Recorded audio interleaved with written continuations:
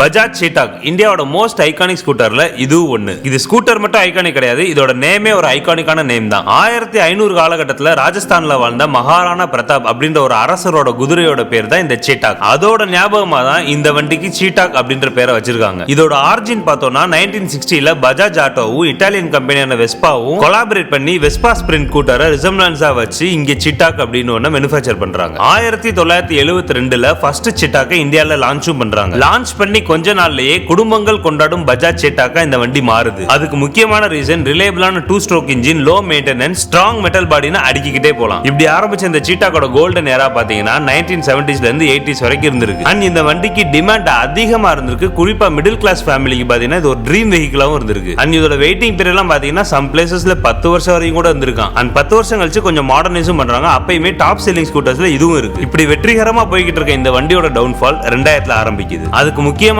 காரணமே ஹோண்டா வந்து self start வண்டி, கியர்லெஸ் வண்டி அப்படின்னு டெக்னாலஜியோட ஒரு வண்டியை லான்ச் பண்றப்ப இவனோட டவுன்ஃபால் கொஞ்சம் கொஞ்சமா ரைஸ் ஆகுது. அதுக்கப்புறம் அடி மேல அடி விழுந்துகிட்டே இருக்கு. இதுக்கப்புறம் 2006ல டிஸ்கண்டினியூ பண்ணிட்டு போயிடுறாங்க. சோ இந்த வண்டியோட ஃபுல் வீடியோ பார்க்கணும் அப்படின்னா இங்க ரிலேட்டட் வீடியோல இருக்கும், செக் பண்ணி பாருங்க. சோ இந்த மாதிரி எஸ்டிடி எல்லாம் வேணும்னா சப்ஸ்கிரைப் பண்ணிக்கங்க. எஸ்டிடி என்ன வரலாறு தானே.